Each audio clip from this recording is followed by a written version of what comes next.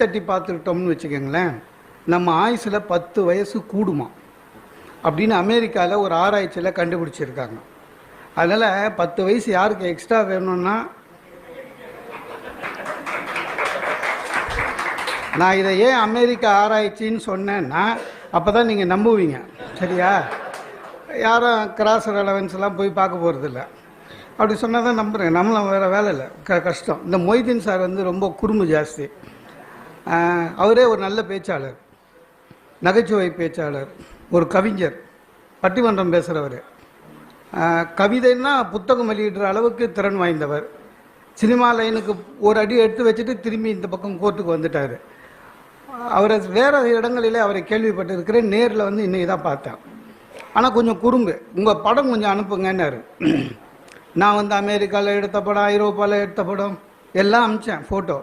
கடைசியாக நான் கோட்டு போட்டுனுக்கிற மாதிரி ஒரு படம், அதை தான் இன்விடேஷனில் போட்டு வச்சுருக்காரு. நான் இங்கே நான் கோட்டு போடுறது நிறுத்திட்டேன். ஏன்னா அது தொல்லை தாங்க முடியல. உங்களுக்கெல்லாம் வேறு வழி இல்லை, கோர்ட்டில் வேலை செய்கிறீங்க, அதனால் கோட்டு போடுறீங்க. எனக்கு அது ராசி இல்லாமலே போயிடுச்சு.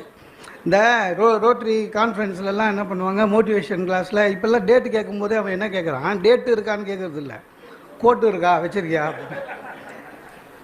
ஏன்னா ஃபார்மல் ட்ரெஸ்ஸுன்னு.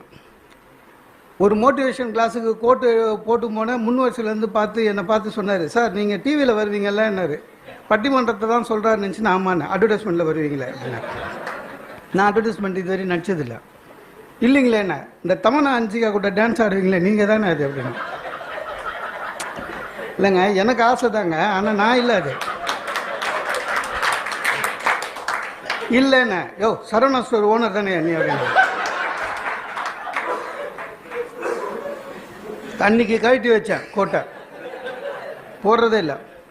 அதனால் மீட்டிங்கே போனாலும் பரவாயில்ல, போடுறதில்லை. சார் அவன் என்னை அடிச்சிருக்கலாம் சார், அதுக்கு